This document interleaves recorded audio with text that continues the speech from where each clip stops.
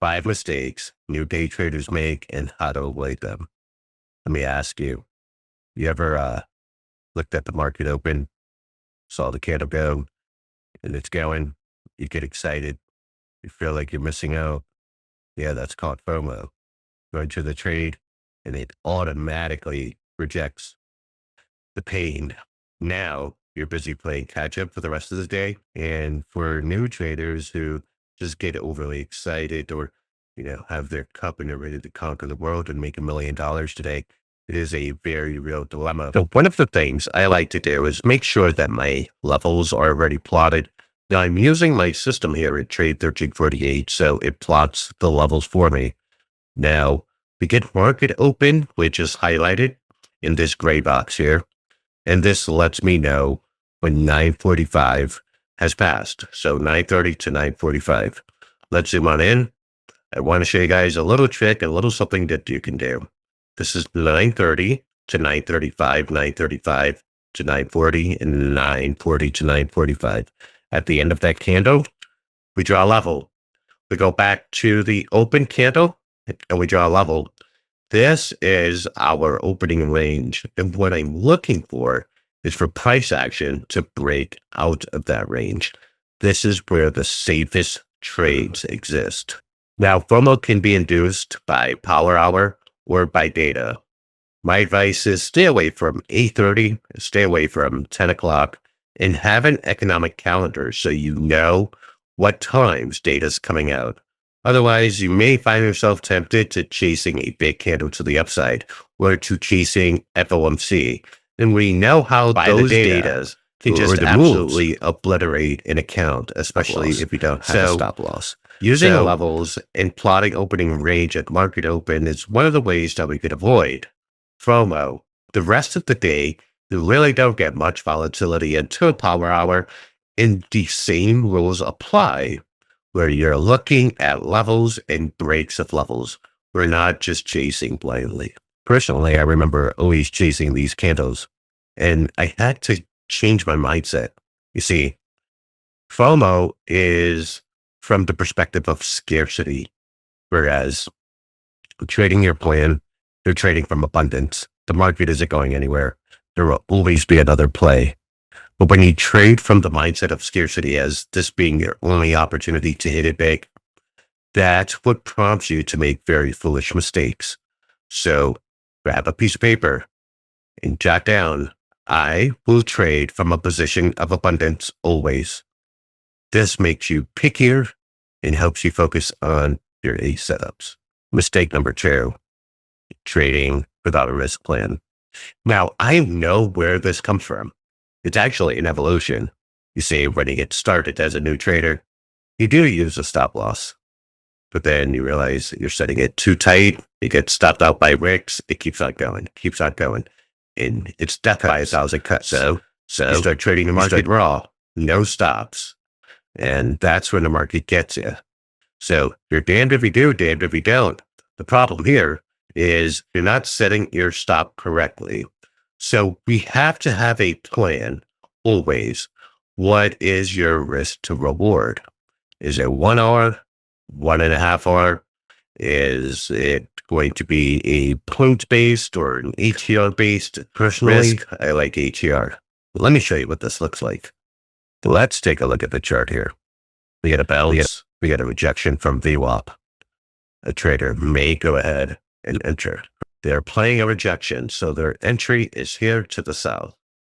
And then their logic is, I will set my stop on the other side of VWAP. Not having an objective plan here, not knowing where to properly place their stop. If they are saying, I'm risking 3 points, well, you get stopped 1, 2, 3 times. And then you end up abandoning your stop. You maybe end up abandoning your thesis. Or even worse, when the thesis actually proves itself right, you find yourself chasing all the way down at the bottom, only to get wrecked again. So how do we properly place our stops? Really simple. We're going to use an indicator called ATR. With this indicator, we're given volatility So it looks like I doubled up here, so let me delete one. We have volatility here. Now I zoom out. You guys probably can't see the number, but on this candle, which would be my entry candle, let me mark it here. My entry upon rejection of VWAP there got a nice wick. So we go back to ATR. We see that at the close of this candle, ATR was 5.37 points, which means from my entry, my stop needs to be 5.5 points or 5.5 points. We're at 6.44675. 5 points from here would be 6.45175. And that's our stop. It's your stop right there. Now, some traders like to use a 1.5 multiplier. I use a 1 multiplier where I'm seeking to risk 1 ATR to profit 1 ATR. Keeps me a 1-to-1 at minimum. Of course, when the trade goes in my favor, I make a king's ransom. Let me show you. So, by establishing my risk 5 points away using the ATR, what I can now do is set my risk to reward or see what it looks like. So let's go ahead and establish this. If this is my risk established here, should I take it to the first level, I have a 2.5 to 1 risk to reward. You have a trading career at 2.5 to 1. You have a trading career at a 1-to-1 with a 60+% win rate. So here we know what our risk is, and we take profit at a level. Alternatively, it could be a little more aggressive, and this becomes a 6-to-1. A little more aggressive, and it becomes a 7.45-to-1. Now, the only way that those progressions could happen from a 2.45 to a 6 to a 7 is if you do not get stopped out originally, right? And so that's why we use the ATR. So we don't get stopped out initially. I should have said initially, not originally, but initially. And that is how pros set their stop loss.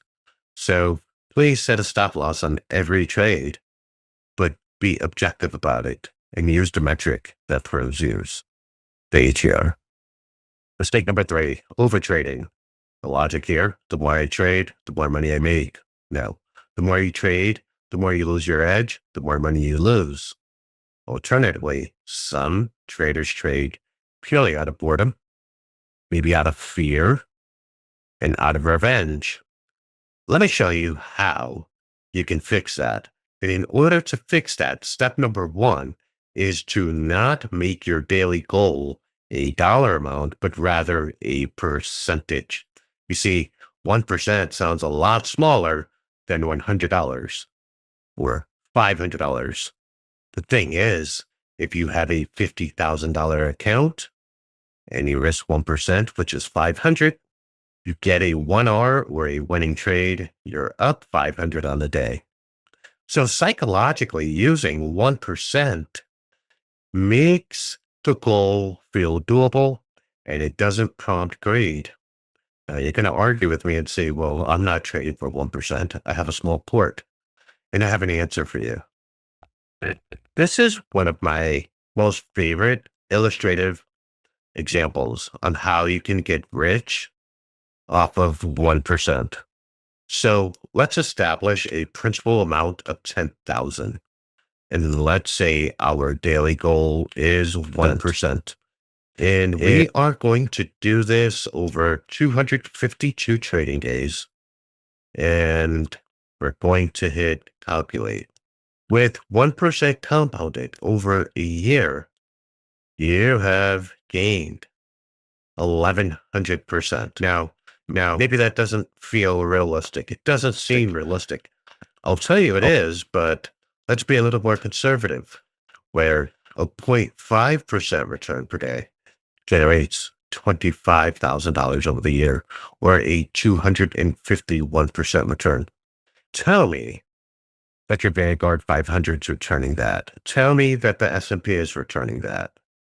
It's not. Now, one of the surefire ways of making sure that we make those returns is to trade less. And just like I showed you in example number 2, where we use an ATR. So that ATR is my 1% risk, or 1R. And clearly we saw how that turned into a 6% return. We can do this on a daily basis with a cautionary tale to avoid chop days and not to force trades on chop days. But usually every day presents an opportunity to gain at least half an hour. Now, what does this look like over time? If we are compounding 0.5% a day, we can, over 4 years, turn $10,000 into 1.4. This is 4 years. Now, we think about what overtrading is. Overtrading is attempting to accelerate that result when you really don't need to.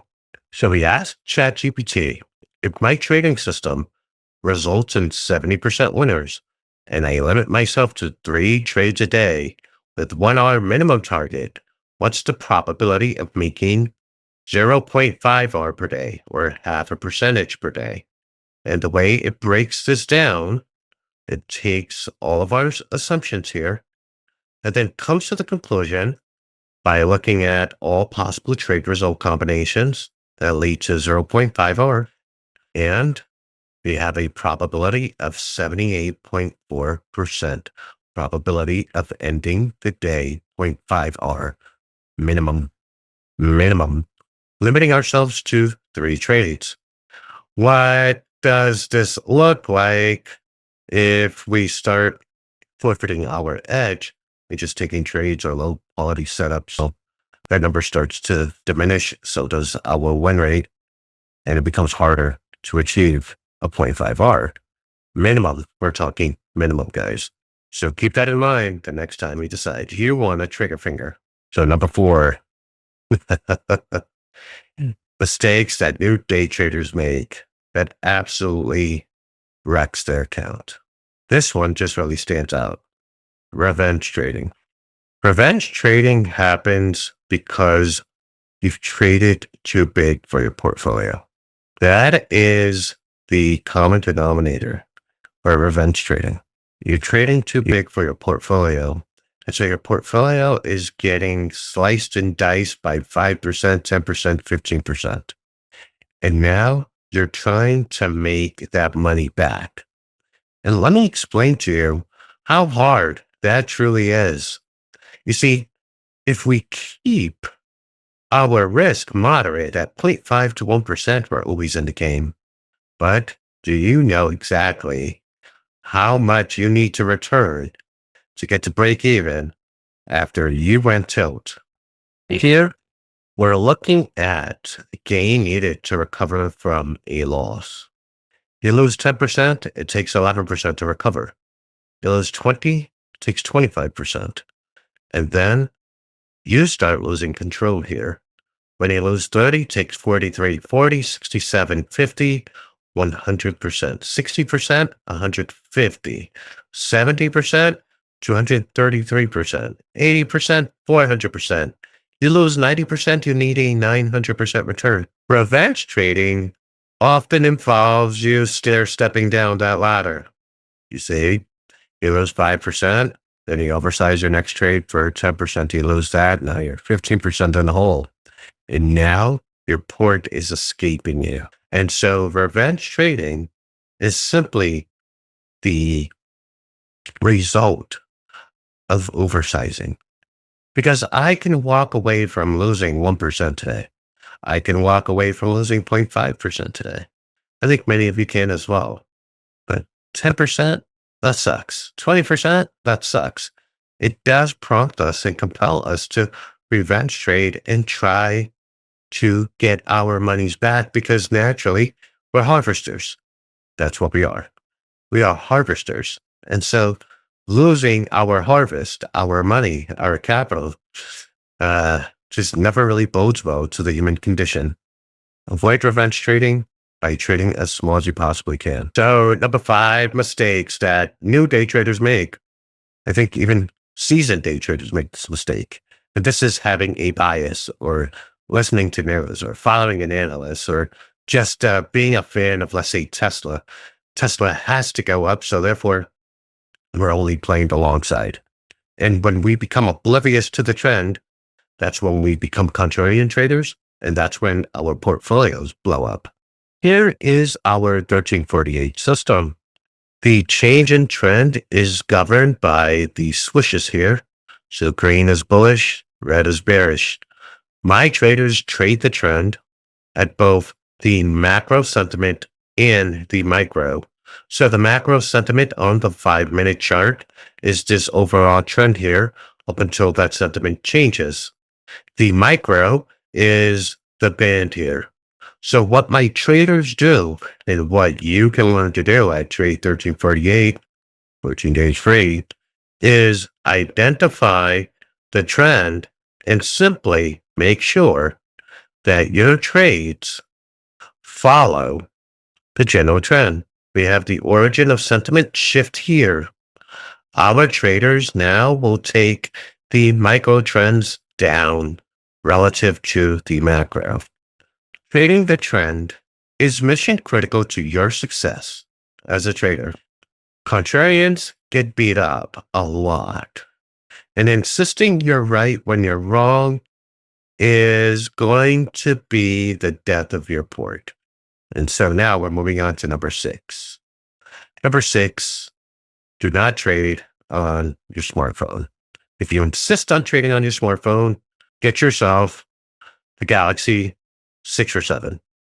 Gives you much more real estate so that you can have more awareness of the chart and you're able to look back and see levels and find levels. I find that trading on the phone gives you such a narrow perspective and point of view that you're often going to make mistakes. I kind of like this thing. Samsung's really figured out a way to hide the crease, by the way. I like it. Anyways, guys, that's your top 5. I'm Gabe. I'm signing out. Peace.